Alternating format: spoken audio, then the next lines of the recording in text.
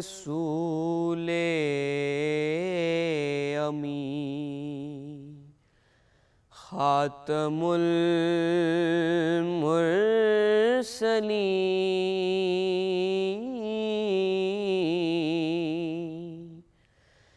تجھ سا کوئی نہیں،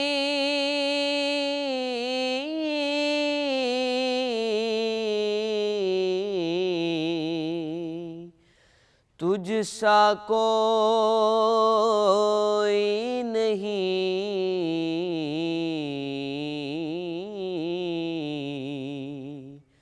اے رسول امی۔ دست قدرت نے ایسا بنایا تجھے، جملہ اوصاف سے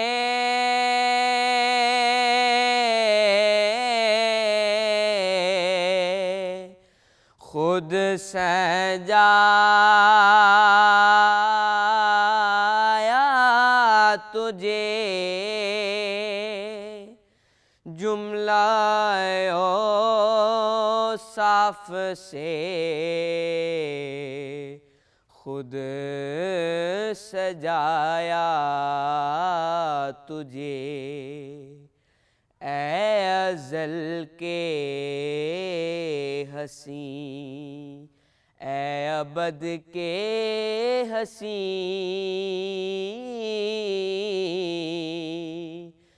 تجھ سا کوئی نہیں،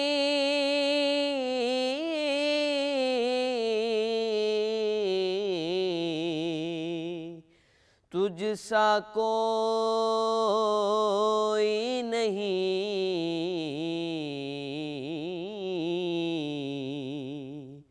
اے رسول امی۔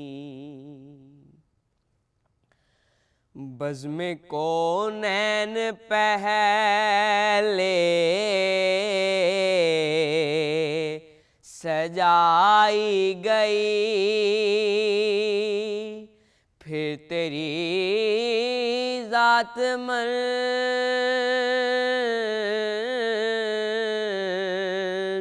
پہ لائی گئی، پھر تیری ذات منظر پہ لائی گئی، سید الاولین سید الآخرین،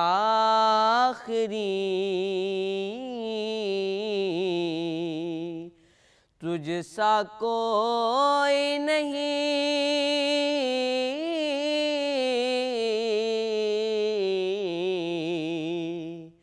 تجھ سا کوئی نہیں،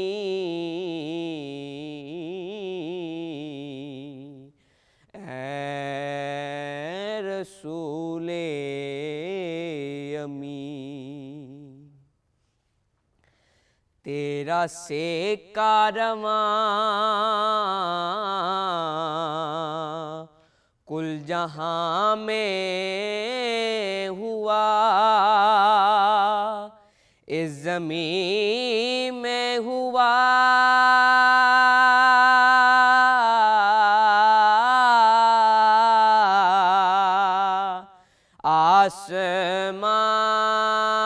آسمان میں ہوا، اس زمین میں ہوا، آسمان میں ہوا، کیا رب کیا جم سب ہیں زیر نگیں، تجھ سا کوئی نہیں،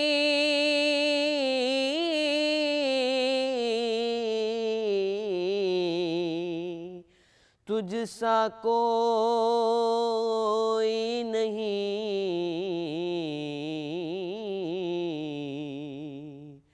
اے رسول امین، خاتم المرسلین،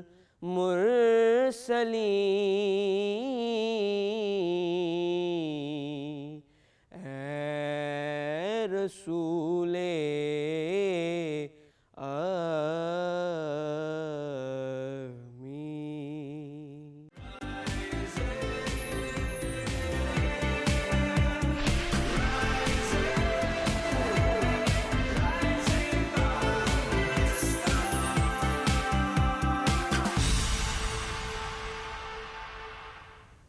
گڈ مارننگ، السلام علیکم۔ رائزنگ پاکستان میں آپ کو کہیں گے خوش آمدید۔ میرے ساتھ ہیں محمد شعیب، میرے ساتھ ہیں سمیر فاروق۔ آج پروگرام کے آغاز میں حسن ارشد صاحب نے نعت رسول مقبول صلی اللہ علیہ وآلہ وسلم پیش کی۔ پروگرام میں آپ کو خوش آمدید کہتے ہیں۔ اپنے موضوع پہ بڑھنے سے پہلے آج جو سب سے امپورٹنٹ بات ہے وہ ہے اس وقت جو صورتحال پاکستان بالخصوص پنجاب میں 7 اضلاع میں ہے۔ لاہور بھی ہے، قصور بھی ہے، سیالکوٹ بھی ہے، فیصل آباد بھی ہے، دیپالپور بھی ہے، کچھ ایسے علاقے جہاں پر اس وقت سیلابی صورتحال ہے، وارننگز جاری کی گئی ہیں۔ اور بالخصوص ایک تو معاملہ یہ کہ بارشوں کی وجہ سے، اور دوسرا یہ کہ جو بھارت کے جو ڈیمز ہیں ظاہر ہے اس میں جب ایک خاص اماؤنٹ سٹور ہو جاتی ہے اس کے بعد سپل ویز کھولے جاتے ہیں، اور جب سپل ویز وہاں سے کھولے گئے ہیں اس کے بعد سچویشن خراب ہوتی جا رہی ہے۔ بہت سے ایسے علاقے جہاں سے خبریں اچھی نہیں آ رہی ہیں۔ اعلانات بھی کیے گئے، رات گئے اعلانات کیے گئے، مساجد سے بھی اعلان کیے گئے، محفوظ مقام پر منتقل کرنے کے اعلان کیے گئے، اور اس وقت پنجاب کے مختلف اضلاع میں فوج کو بھی طلب کر لیا گیا ہے، فوج کے دستے بھی طلب کر لیے گئے ہیں تاکہ فوری طور پر جو سول انتظامیہ ہے ان کو سپورٹ کیا جا سکے اور مل کر جتنا ممکن ہو سکے اس کے نقصان سے بچا جا سکے، چونکہ اس وقت سچویشن خاصی خراب ہے اور ایسے میں نقل مکانی کرنا بہت مشکل ہے، اپنا گھر چھوڑنا بہت مشکل ہے۔ ان علاقوں کے جتنے لوگ اس وقت ہمیں سن رہے ہیں، جو اعلانات کیے جا رہے ہیں، جن علاقوں میں اعلانات کیے جا رہے ہیں، اپنا قیمتی سامان لے کر بہت بہتر یہ ہے کہ آپ اپنی جان کی حفاظت کریں اور تمام علاقوں سے نقل مکانی کر جائیں، ایک محفوظ مقام پہ آپ لوگ پہنچ جائیں۔ اپنا خیال رکھیں، اپنی فیملیز کا بہت خیال رکھیں۔ ایک بہت مشکل وقت ہے پاکستان پہ، بیکاز یہ ایک ورس سچویشن ہم نے پچھلے کئی سالوں میں، جو ہم کہیں کہ یہ سب سے ورس ویدر، یہ سب سے ورس جو ہے وہ برسات کا موسم رہا ہے، تو یہ غلط نہیں ہوگا، بیکاز اس طرح کی تباہی یہ ہم نے پہلے تو بھی وٹنس کی ہے، بٹ اوبیسلی اللہ سب کو محفوظ بھی رکھے۔ ایٹ دا سیم ٹائم ہم یہی کہیں گے سب سے کہ اپنا خیال رکھیں، اپنی جان کی حفاظت کریں۔ کچھ ویڈیوز سوشل میڈیا پہ سرکولیٹ کر رہی تھی، لوگ بالکل نالوں کے پاس کھڑے ہوئے ہیں، نالوں میں طغیانی ہے، ویڈیوز بنا رہے ہیں کھڑے ہو کے اور پھر سوشل میڈیا پہ اپلوڈ کر رہے ہیں، اور اسی برج کے اوپر کھڑے ہوئے ہیں۔ اس چیز کو سمجھیں آپ کہ جب طغیانی ہے اس پانی کے اندر، پانی کا پریشر اتنا زیادہ ہے، تو جو برج جس پر آپ کھڑے ہوئے ہیں وہ محفوظ نہیں ہے، وہ کسی صورت بھی محفوظ نہیں ہے، کیونکہ ہم نے ویڈیوز بھی دیکھی، چاہے کہ ہم نے پڑوسی ملک کی ویڈیو دیکھی ہے، بٹ وہاں پر بھی ہم نے دیکھا کہ برج درمیان سے ٹوٹا ہے۔ اور ایسے بہت سارے واقعات ہم دیکھ رہے ہوتے ہیں کہ جب پانی کا پریشر ہوتا ہے تو ظاہری سی بات ہے اس کے راستے میں جو بھی چیز آتی ہے وہ اس کو اپنا راستہ بنا کے پانی نکل جاتا ہے۔ تو یہ جو برجز ہیں جن پہ آپ کھڑے ہو کے ویڈیوز بنا رہے ہیں، یہ بھی سیف نہیں ہیں۔ پلیز اپنے گھروں سے نہ نکلیں۔ انتظامیہ بھی آپ لوگوں سے بار بار یہی ریکویسٹ کری ہے کہ اپنے گھروں سے نہ نکلیں جو گھروں میں رہ سکتے ہیں۔ ایٹ دا سیم ٹائم وہ تمام لوگ جن کو نقل مکانی کا کہا جا رہا ہے کہ موو کر جائیں اپنے گھروں سے محفوظ مقام کی طرف، آپ سب سے ریکویسٹ ہے کہ آپ محفوظ مقامات کی طرف موو کر جائیں۔ حکومت ہر ممکن کوشش کر رہی ہے کہ کسی نہ کسی طریقے سے نقصان کو کم کیا جا سکے، لیکن یہ ایک ہولسٹک اپروچ ہے، ہم سب کو مل کر چلنا ہے، نہ کہ یہ کہ ہمیں صرف ڈپینڈنٹ رہنا ہے کہ نہیں کچھ ہو، کیونکہ جو ڈیزاسٹر ہے اس کو روکنا، اس کو تھامنا بہت زیادہ مشکل ہے۔ ایبسولوٹلی ہم نے مینیج کرنا ہے وہ، اور please do not make fun of it. ہم جس طرح سبھی آپ نے بھی کہا نا، کچھ ویڈیوز اور کچھ ایسے اسٹیٹس لگے ہوئے تھے کہ لاہور والے سیلاب دیکھنے پہنچ گئے۔ آئی مین اس طرح کی بھی کچھ ویڈیوز شیئر ہو رہی تھی with this kind of caption, اور بڑے ذمہ دار قسم کی پلیٹ فارم سے جن کی ہم بات کریں، جنہوں نے اوپر یہ کیپشن دی ہوئی تھی۔ پلیز اگر کوئی ایسا کر رہا ہے وہ تو غلط کر رہا ہے، لیکن جو آپ نے بات کی بہت درست ہے کہ پلیٹ فارمز جو کہ بڑے رسپانسبل سمجھے جاتے ہیں، پلیز آپ یہ نہ کریں اور ڈسکریج کریں ایسی کسی بھی ویڈیو کو، ایسی کسی بھی بات کو۔ دریائے راوی، دریائے ستلج، چناب، اس کے ساتھ دریائے جموں، دریائے توی، ہم ہر طرف سے ایسی ہی خبریں دیکھ رہے ہیں. پلس یہ 12 سے 48 گھنٹے بہت زیادہ کروشل ہو سکتے ہیں چونکہ بارش کی بھی فورکاسٹ ہے. اللہ پاکستان پر رحم کرے، لیکن ایٹ دا سیم ٹائم ہم سب کو بھی as a responsible citizen behave کرنا ہے، اداروں کے ساتھ تعاون کرنا ہے. الرٹ جاری کیا جاتا ہے، اس کو سیریس لینا ہے. اپنی جان کی حفاظت ہم سب سے امپورٹنٹ بات یہاں پہ یہ ہے کہ اس ٹائم پر نا پلیز ڈفرینسز کو بھول جائیں. جب کوئی ڈیزاسٹر آتا ہے، کوئی ایسی آفت آتی ہے ملک کے اوپر، ہمارے لوگوں کے اوپر، تو ہمیں ایک قوم بننے کی ضرورت ہے، جو کہ ہم ہمیشہ بنے بھی ہم نے دیکھا ہے. بٹ پلیز یہ مت کہیں کہ پنجاب اس کا، سندھ اس کا، بلوچستان اس کا. ہم نے بالکل ڈیوائڈ کر کے چیزوں کو رکھ دیا ہے، اور یہ چیز ان معاملات میں ٹھیک نہیں ہوتی. ہم سب پاکستان ہیں، ہم سب پاکستانی ہیں، اور جب اس طرح کے معاملات ہوتے ہیں تو ہمیں انتظامیہ کا ساتھ دینا چاہیے. اور اس ٹائم پر کرٹیسزم جو ہے وہ سوشل میڈیا کے اوپر جس طرح سے ہم دیکھ رہے ہوتے ہیں، یہ بالکل بھی ہیلدی نہیں ہوتا. ہمیں تعاون کرنا ہے، ہمیں ساتھ دینا ہے ہمارے اداروں کا، تاکہ ہم مل کر جتنا مینیج کر سکیں، جتنا نقصان کو کم کر سکیں، ہم اس کو ضرور کریں. پروگرام میں ہم آگے اپنے کوتاہیوں کو پس پشت نہ ڈالیں. بالکل کہ زمانہ خراب ہے، یہ صرف بات کیا ہے کہ آپ چھپ نہیں سکتے. اینیویز پروگرام میں آگے بڑھتے ہیں، اپنے آج کے پہلے موضوع کی طرف بڑھتے ہیں. ہم ڈیلی بیسس پر یہ کوشش کر رہے ہیں کہ حضور پاک صلی اللہ علیہ وآلہ وسلم کی سیرت طیبہ ہے، ہم اس سے کس طرح سے سیکھ سکتے ہیں مختلف معاملات میں، مختلف رشتوں میں. چونکہ ان کا ہر قدم، ان کی ہر بات، ان کا ہر ایکٹ ایک ساتھ ہمیں سکھاتی ہے، بتاتی ہے، زندگی گزارنے کا طریقہ سکھاتی ہے. اور اکثر ہم بات کر رہے ہوتے ہیں کہ کس طریقے سے اپنے گھر میں معاملات رکھنے چاہیے، ایز اے ہسبینڈ کس طرح سے معاملات لے کر چلنے چاہیے.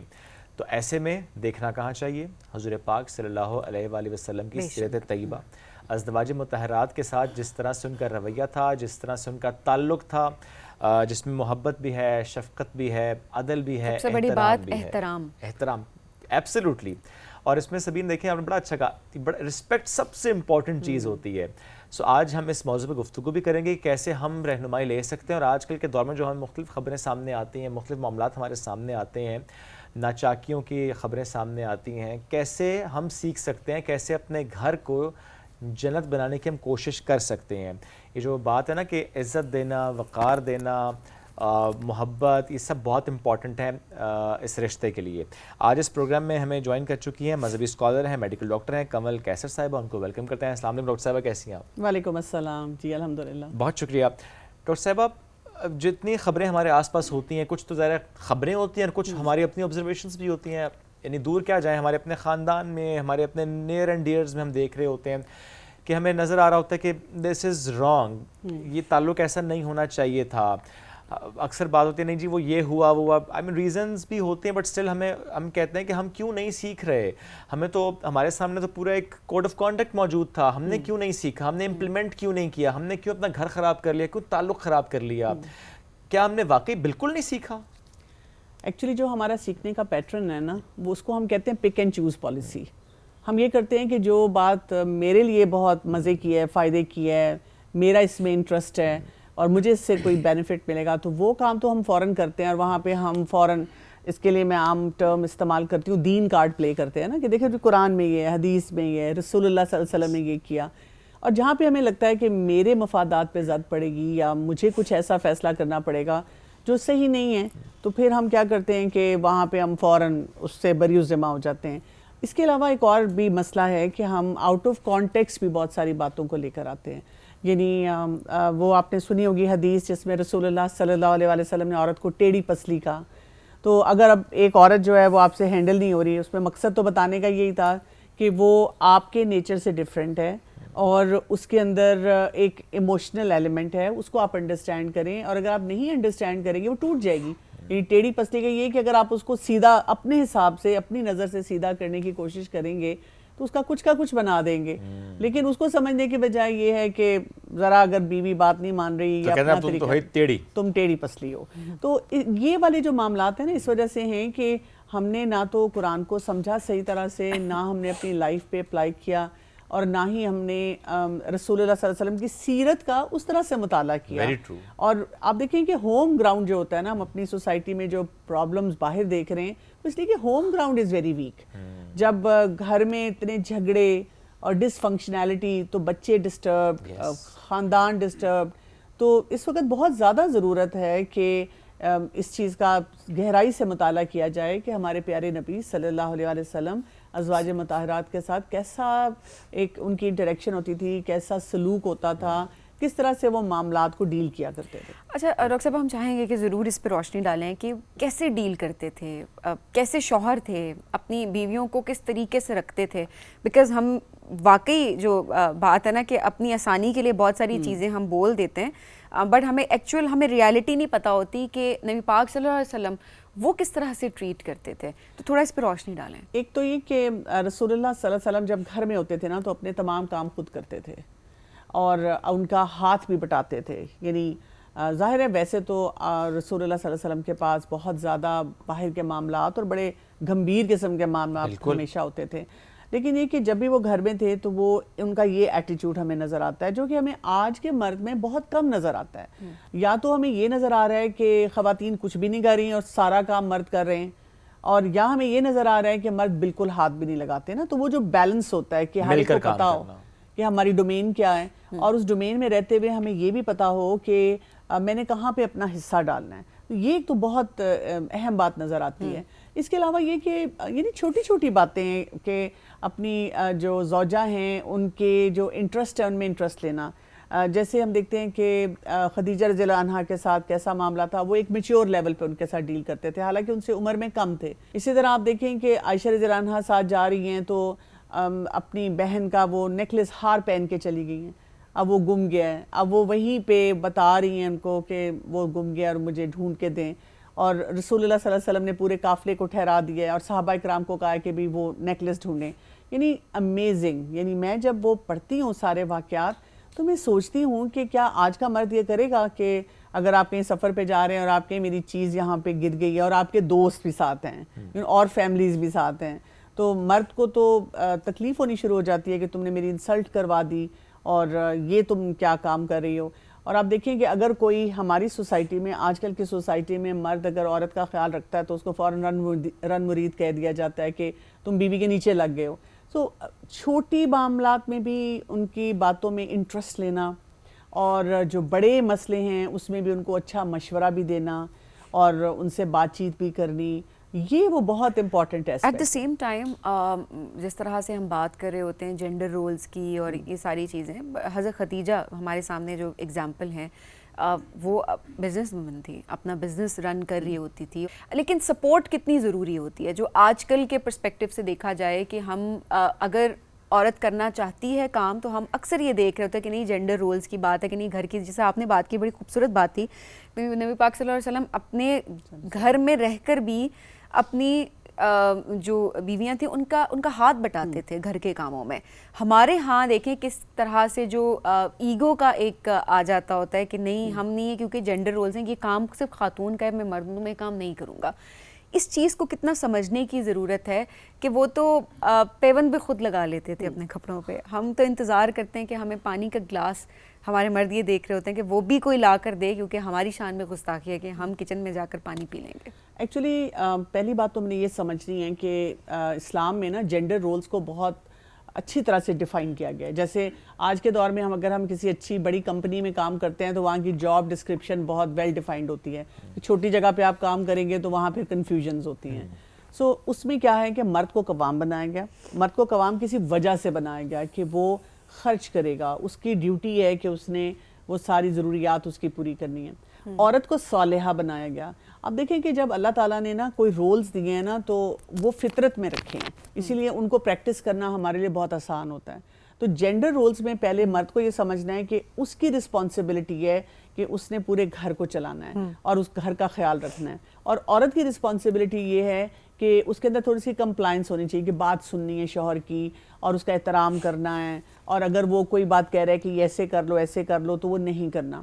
اچھا پھر ہم اس کے بعد اگلے سٹیپ پہ آ جاتے ہیں کہ قرآن میں ہی جہاں پہ بتا دیا گیا کہ مرد قوام ہے اور عورت کو صالحہ ہونا چاہیے، تو اب اگلی بات یہ بتا دی گئی دونوں کے لیے جب کہا گیا ہن لباس لکم وانتم لباس لہن، ایک دوسرے کا لباس ہے.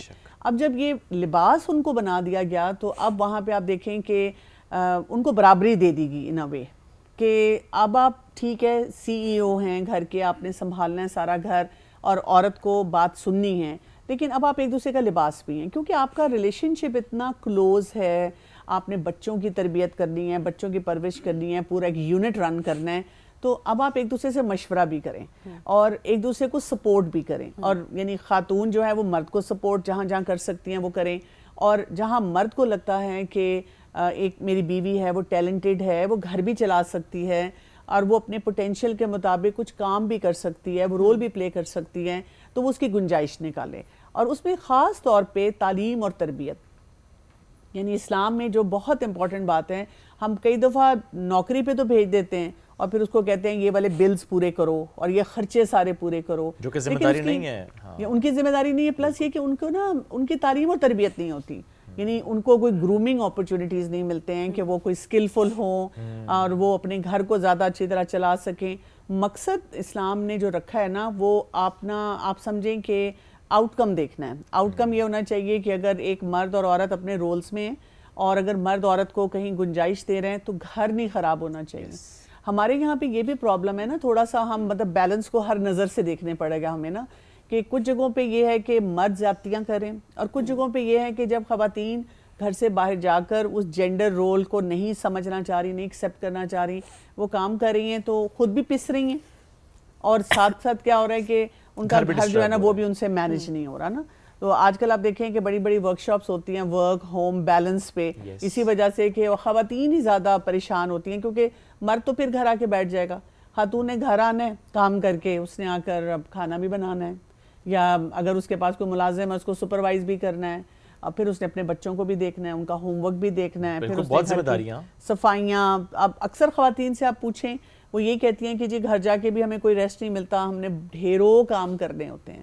تو یہ بات ہے کہ رولز کو انڈرسٹینڈ کر کے نا ایک ہارمنی لانی, بیلنس لانا, اور یہ مرد کروا سکتا ہے. یعنی خاتون کے لیے مشکل ہوتا ہے کہ کیونکہ وہ تو اس کے نیچے ہے نا.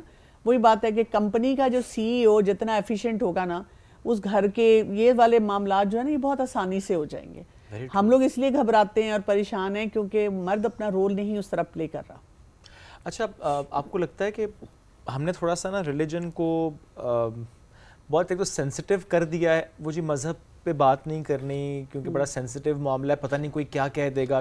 ہم اپنی گفتگو میں بہت کانشیس ہو رہے ہوتے ہیں جب بھی مذہب کی کوئی بات آ رہی ہوتی ہے, ہم ڈرتے ہیں کہ اچھا میں پتہ نہیں یہ سوال کروں گا تو پتہ نہیں مجھے کیا سننے کو مل جائے گا, یا میں یہ بات کر دوں گا. ہاں ظاہر ہے ہمارے اپنی عقل سمجھ کے حساب سے ہم بات کر رہے ہوں گے, لفظوں کے چناؤ پہ بھی ہم ڈر رہے ہوتے ہیں. At the same time especially in Pakistan میں نے یہ بھی بہت آبزرو کیا کہ ہم اپنی کوتاہیوں کو چھپاتے ہیں اور ہم اس کا سہارا مذہب سے لے رہے ہوتے ہیں. ہم کوئی آیت پڑھ دیں گے, کوئی حدیث کوٹ کر دیں گے, کوئی ایسا لفظ استعمال کر دیں گے جسٹ ٹو شو کہ جی وی آر ویری ریلیجیس, حالانکہ ہم نہیں ہوتے, ہم اس پہ عمل تو نہیں کرے, we are not that practising actually, ہم اس کا لبادہ اوڑھ لیتے ہیں. یہ میں نے اس لیے بھی بات کی کہ ہم اس ڈسکشن میں بھی کوئی کوتاہی کوئی ہو جائے تو یہ ہم بڑی معذرت, کیونکہ ذرا ہم اپنی علم کے حساب سے بات کر رہے ہوتے ہیں. ابھی چونکہ اس دوران آپ نے ایک بات کی کہ حضرت خدیجہ رضی اللہ عنہا نے چھوڑ دی تھی تجارت, اس کے بعد میں ضرور چاہوں گا کہ اس پہ بتائیے گا کہ کیوں چھوڑ دی تھی, شادی کے بعد انہوں نے کیوں تجارت نہیں کی تھی. ایکچولی ان کے بارے میں جو خدیجہ رضی اللہ عنہا کے بارے میں جو ہمیں پتہ چلتا ہے روایات سے, وہ یہ تھا کہ وہ اپنے والد کا جو بزنس تھا وہ رن کرتی تھیں, وہ سنبھالتی تھیں, اور کیونکہ وہ ایز اے سنگل پیرنٹ اس وقت تھیں اور وہ اپنا ظاہر ہے اپنے معاملات میں اپنے والد کا سہارا بنی تھی. لیکن جب رسول اللہ صلی اللہ علیہ وسلم سے ان کی شادی ہو گئی تھی تو ان کو ضرورت نہیں پڑی. یعنی آپ اس طرح سے دیکھیں کہ کیونکہ رسول اللہ صلی اللہ علیہ وسلم صادق تھے, امین تھے اور ان کے بہت بڑے مددگار تھے, تو وہ زیادہ اس وقت ڈومیسٹک رول میں آ گئی اور ان کی بیسٹ سپورٹ تھی. یعنی ہر معاملے میں وہ ان کے ساتھ تھیں اور ان کو انکریج کرتی تھیں, ان کو وہ پیسہ سارا اپنا دیتی تھیں کہ آپ جہاں پہ بھی لگانا چاہتے ہیں, کسی بھی کام میں صدقہ ہے, کسی کی مدد کرنی ہے, وہ انہوں نے وہ سارا چارج جو تھا نا وہ دے دیا تھا. اور اس کے بعد یہ تھا کہ ان کا فوکس یہ ہوتا تھا کہ میں نے اپنے گھر کو دیکھنا ہے. جیسے میں نے آپ کو کہا نا کہ مرد کی نیچر میں اللہ تعالیٰ نے رکھا ہے کہ وہ گھر کو چلا سکتا ہے, اور اسی لیے آپ دیکھیں گے کہ جب مرد کسی وجہ سے اسکلفل نہیں ہوتا نا اور وہ چلا نہیں پا رہا ہوتا تو وہ غصے کے اظہار سے اپنی فرسٹریشن نکالتا ہے. وہ یہ نہیں کرتا کہ اپنے آپ کو ڈیولپ کرے, حالانکہ طریقہ یہ ہونا چاہیے اپنے آپ کو ڈیولپ کرے. عورت کو اللہ تعالیٰ نے بائی نیچر ایسا بنایا ہے کہ وہ گھر میں رہ کر اپنے بچوں کو پالنا چاہتی ہے, اپنے گھر کو سجانا چاہتی ہے اور اپنے گھر کو چلانا چاہتی ہے. خواتین کے اندر یہ کوالٹی اللہ تعالیٰ نے رکھی ہے. جیسے صالحات کہا گیا ان کو, ساتھ ہی قانتات بھی کہا گیا, اور ان کو کہا گیا کہ وہ اللہ تعالیٰ نے جن باتوں کی کہی اس کی حفاظت بھی کرنے والی ہے. یعنی وہ نہیں چاہتی کہ میرا گھر ٹوٹے, میرے گھر کے بارے میں کسی کو پتہ چلے. لیکن اب ہم سوسائٹی میں جب آتے ہیں نا تو یہاں پہ ہمیں ایک ڈیفرنٹ پکچر نظر آتی ہے. وہ اس وجہ سے ہے کہ اگین میں اسی پہ آتی ہوں کہ ایک تو مرد اپنا رول نہیں صحیح پلے کر رہا ہوتا, دوسرا پھر خاتون جو ہوتی ہے نا وہ پریشان ہو جاتی ہے. اور یہ اس طرح نہیں ہوا کہ ایک دن میں پریشان ہو کے اس نے کہا کہ میں کوئی فیمنزم کی موومنٹ میں جاؤں گی اور میں جی بالکل تباہی پھیروں گی, جو میرا دل چاہے گا میں کروں گی. یہ اوور ڈیکیڈز ہوا نا. یعنی ایک بچی نے اپنی والدہ کو دیکھا کہ وہ والدہ جو ہیں وہ پس رہی ہیں اور وہ کچھ کر نہیں پا رہی ہیں, وہ پریشان ہوتی ہے, کہتی ہے میرا شوہر بھی میرے ساتھ یہ کرے گا. اچھا نہیں, میں نے تعلیم بھی حاصل کرنی ہے, میں نے نوکری بھی کرنی ہے, میں نے انڈیپینڈنٹ بھی ہونا ہے, میں نے یہ بھی کرنا ہے. وہ یہ نہیں سوچتی کہ اگر میں ایسا کام کر رہی ہوں کیا میں وہ جو دین کی ڈومین ہے اس سے تو نہیں باہر چلی جاؤں گی. تو یہ مائنڈ سیٹ اس طرح سے ڈیولپ ہوتا ہے. اگر ہم قرآن پڑھیں, اور دوبارہ میں کہوں گی کہ رسول اللہ صلی اللہ علیہ وسلم کی سیرت کا مطالعہ کریں, تو ہم اپنے آپ کو بہت ویل گراؤنڈڈ کر سکتے ہیں. یعنی ایک عورت بہت خوشی خوشی گھر میں رہ سکتی ہے. آپ دیکھیں کہ ویسٹرن کلچرز میں وہ پیسے دیتے ہیں اس خاتون کو, اس فیملی کو, اگر وہ گھر میں رہتی ہے اور اپنے بچے پالتی ہے. تو ہمارے تو ہم تو پراؤڈ ہو کے کہتے ہیں کہ جی ہمارا تو دین مذہب ہمیں اجازت دیتا ہے کہ ہم گھر میں رہیں, ہمیں کوئی ذمہ داری نہیں ہے کمانے کی, کام کرنے کی. ہاں اس میں ہماری تربیت ہے. جیسے خواتین رسول اللہ صلی اللہ علیہ وآلہ وسلم کے پاس مغرب کے وقت, مغرب کے بعد آیا کرتی تھی تعلیم کے لیے. تو یہ سلسلہ ان کے لیے تھا کہ ان کو بھی موقع ملے کہ وہ آئیں اور وہ اپنے لیے سیکھیں اور اپنے معاملات کو جو ہیں وہ بہتر بنائیں. تو اس طرح سے یہ سلسلہ ہے. تو خدیجہ رضی اللہ عنہا نے گھر میں رہ کر آپ دیکھیں بچوں کی تربیت کی, اور رسول اللہ صلی اللہ علیہ وسلم پہ جب بھی کوئی مشکل وقت آتا تھا شی واز آلویز ود ہم. یعنی وہ جب رسول اللہ صلی اللہ علیہ وسلم کو پہلی وحی ملی اور وہ اتنے پریشان ہیں اور وہ آ کے کہہ رہے ہیں زمیلونی زمیلونی, مجھے اوڑھ دو, چادر اوڑھ دو, اور پھر پریشانی میں وہ ساری بات بتاتے ہیں, تو وہ کتنا ان کو سپورٹ کرتی ہیں. تو بزنس وومن صرف وہی نہیں ہے کہ جی وہ اپنے کہیں کارپوریٹ کلچر آفس میں بیٹھی ہے اور کوئی بزنس رن کر رہی ہے, اس کا سٹارٹ اپ ہے, اور باقی معاملات میں وہ بکھری ہوئی ہے, وہ شوہر کو صحیح مشورہ نہیں دے سکتی, گھر میں لڑائیاں ہو رہی ہیں. تو ہمارا جو بزنس سینس ہے ایک عورت کا, وہ اس کو یہ بتاتا ہے کہ میرا گھر جو ہے نا وہ میری پرائم جگہ ہے جہاں پہ میں نے رہنا ہے اور اس کو بنانا ہے. تو خدیجہ رضی اللہ عنہا سے میں نے تو ہمیشہ یہ سیکھا ہے کہ جب موقع تھا, سچویشن تھی, تو انہوں نے کام بھی کیا, انہوں نے بہت انڈیپینڈنٹلی کام کیا. وہاں سے انہوں نے بہت یعنی وہ بہت سکسیسفل بزنس وومن تھی. اب جب ان کے گھر کو ضرورت تھی, ان کے شوہر کو ضرورت تھی, تو وہاں پہ اب وہ ڈومیسٹک رول میں بھی آئی ہیں, اور اس پہ ان کو کوئی یہ نہیں تھا, غم نہیں تھا کہ میں اب یہ کام نہیں کر رہی اور میں نے آپ کی وجہ سے چھوڑا.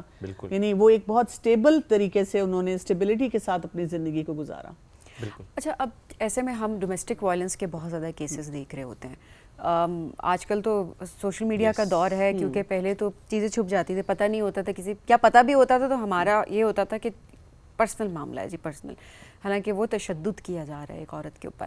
ڈومیسٹک وائلنس کے کیسز جو ہم دیکھ رہے ہوتے ہیں, یہ اس کو آپ کس نظر سے دیکھتی ہیں؟ یہ کس حد تک کی غلط چیز ہے جب ہم نبی پاک صلی اللہ علیہ وسلم کی زندگی دیکھتے ہیں کہ وہ کس طرح سے حسن سلوک کرتے تھے, وہ کس طرح سے نرمی برتتے تھے, وہ کس طریقے سے احترام کرتے تھے, اور آج کے دور میں جب ہم دیکھ رہے ہوتے ہیں کہ تھوڑا سا کچھ ہوتا نہیں ہے کہ ٹریگر کر جاتے ہیں اور جو ہے معاملات اس طرف نکل جاتے ہیں کہ ہاتھ پائی پہ بات آ جاتی ہے.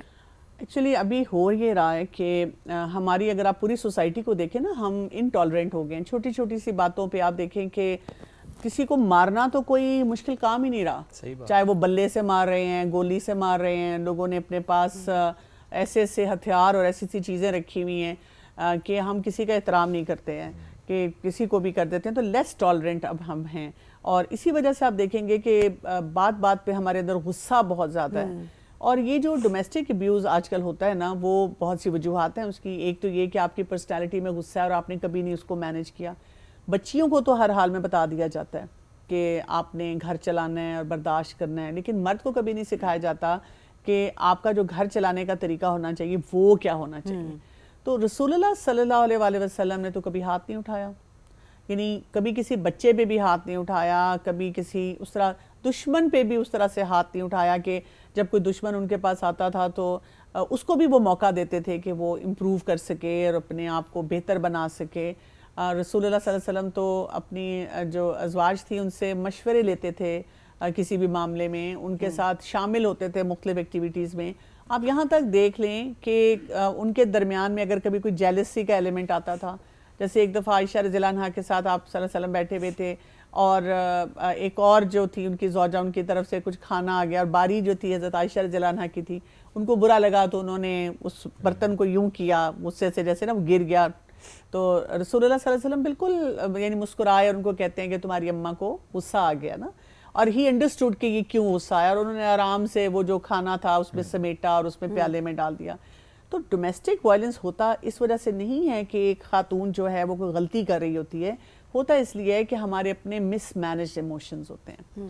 اور پھر ہمیں آپ دیکھیں کئی دفعہ ایسے ہی ہوتا ہے کہ اس ڈومیسٹک وائلنس میں گھر کی ہی خواتین ہیں جو کہ اس مرد کو شے دے رہی ہوتی ہیں, اور واقعی یہ ہم نے کیسز دیکھے ہیں کہ ماں کی طرف سے ہوتا ہے, کبھی بہن کی طرف سے ہوتا ہے, اور یہ واقعی ہوتا ہے کہ منع نہیں کر رہے ہوتے بلکہ مل جایا جاتا ہے. اور ہم نے تو خواتین کو جان سے جاتے دیکھا ہے. اتنے واقعات سامنے ہیں کہ پچھلے دنوں ایک واقعہ آیا ہوا تھا کہ حاملہ خاتون تھی اور اس کو ساس اور شوہر دونوں نے مل کر اس پہ اتنا تشدد کیا کہ وہ جان کی بازی ہار گئی. تو ایسے کیسز آتے ہیں. اسپیشلی ایک اور چیز میں مینشن کرنا چاہوں گی, یہ جو انفلوئنسرز ہوتے ہیں, یہ جو ایسے لوگ ہوتے ہیں جو کہ سوشل میڈیا پہ ہم دیکھ رہے ہوتے ہیں کہ خواتین کچھ آتی ہیں, پوڈ کاسٹ کرتی ہیں, شوز میں اپیئر ہوتی ہیں, ان کی طرف سے جب ہم یہ چیزیں دیکھ رہے ہوتے ہیں کہ ایسی سٹیٹمنٹس جب سامنے آتی ہیں جناب کہ وہ مرد تب تک ہاتھ نہیں اٹھاتا جب تک عورت کو غصہ نہیں آ جاتا, جب تک عورت اس کو غصہ نہیں دلاتی, یا یہ اس طرح کی جب باتیں سامنے آتی ہے نا کہ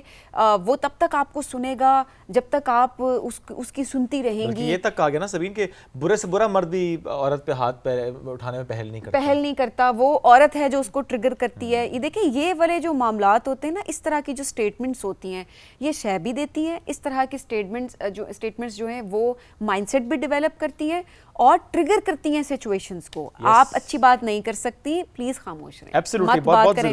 آپ کا بولنا ضروری نہیں ہے, آپ کی رائے اتنی اہمیت کی حامل نہیں ہے, لیکن وہ تب اہمیت اختیار کر جاتی ہے جب آپ کنٹروورسی کریٹ کرتے ہیں. اہمیت سبین اس لیے چونکہ ظاہر ہے کہ بہت لوگ سن رہے ہیں بیکاز وہ انفلوئنسرز ہیں, تو یہ بڑا امپورٹنٹ ہے کہ آپ کی بات پہنچ رہی ہے نا بہت جگہ تک. جو نیگیٹیوٹی ہے, جو کنٹروورسی ہے نا, وہ بہت جلدی پھیلتی ہے. سو یہ میرا پوائنٹ ہے صرف کہ اس کو آپ شے مت دیں, یہ ضروری ہے کہ آپ اچھی بات کریں. اگر آپ مجھے اجازت دیں تو میں ایک واقعہ بتانا چاہوں گی کہ ایک دفعہ ایک شخص رسول اللہ صلی اللہ علیہ وسلم کو ملنے کے لیے آیا اور آپ صلی اللہ علیہ وسلم نے عائشہ رضی اللہ عنہا سے کہا کہ یہ اپنے قبیلے کا بہت برا انسان ہے. اس کے بعد کیا ہوا کہ وہ آیا, بیٹھا, بات چیت کی, چلا گیا. عائشہ رضی اللہ عنہا کافی ذرا حیران سی ہوئی اور آپ صلی اللہ علیہ وسلم سے کہتی ہیں کہ آپ نے تو اس سے اتنا اچھا معاملہ کیا, جبکہ وہ آپ نے مجھے بتایا تھا, وارن کیا تھا کہ وہ اپنے قبیلے کا بہت برا انسان ہے, بدترین انسان ہے.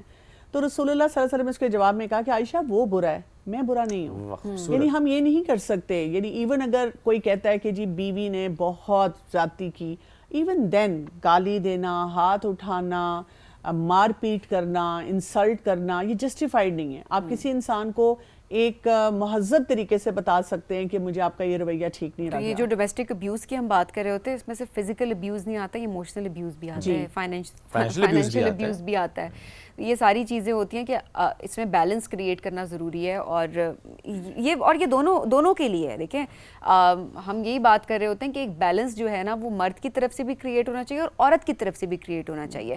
ذمہ داری دونوں طرف کی بہت ضروری ہے کہ دونوں اپنی اپنی ذمہ داریاں بہت اچھے طریقے سے نبھائیں تاکہ گھر کا ایک بیلنس مینٹین رہ سکے. ہم صرف یہ بھی نہیں کہہ سکتے کہ ہاں ساری ذمہ داری مرد کے اوپر آتی ہے اور وہی اسی کو ہی ساری چیزیں دیکھنی چاہیے, جبکہ دوسری طرف سے ایفرٹ نہ ہو. دونوں کو مل کے چلنا ہے, ایک بیلنس کریٹ کرنا ہے, اور گھر کا ماحول جو ہے وہ بڑا ہی خوبصورت ہے. اور ایک بات اس میں ایڈ کرتا ہوں سبین, جو کہ ہم نے آج کل بہت زیادہ دیکھا بھی ہے کہ دونوں پرسپیکٹیو سے, مرد ہے تو وہ بھی باہر دوستوں میں بیٹھا ہوا ہے, کسی گیدرنگ میں بیٹھا ہوا ہے, ایون فیملی گیدرنگ میں, تو اپنی بیوی کے خلاف یا کی برائی یا کوئی ایسی بات کر رہا ہے جو ابھی ڈاکٹر صاحب نے بات کی نا دوسرے کا لباس, یہ بہت انپورٹنٹ بات ہے. We need to understand this thing. اور اگین وہ جو خاتون ہے اپنی سہیلیوں کے ساتھ, اپنی کزنس کے ساتھ, اپنی فیملی میں ماں بہنوں کے ساتھ بیٹھ کے اپنے شوہر کی برائی, please do not do that. کوئی ایشو ہے نا, سارٹ اٹ آؤٹ, آپس میں بیٹھیں بات کریں. اس رشتے کا رتبہ کہاں پہ ہے؟ جب میاں بیوی کو ایک دوسرے کا لباس کہہ دیا گیا تو سوچیں کہ یہ رشتہ کس حد تک جو ہے وہ امپورٹنٹ ہے, اور آپ کے لیے آپ کا پارٹنر جو ہے وہ سب سے اوپر ہونا چاہیے. سارے رشتوں کو بیلنس کر کے چلنا چاہیے,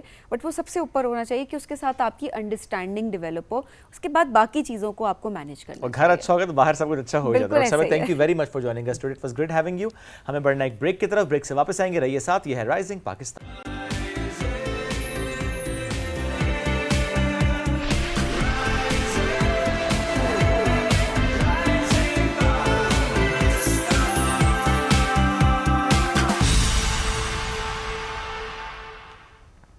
ویلکم بیک. رائزنگ پاکستان میں ایک بار پھر کہتے ہیں خوش آمدید.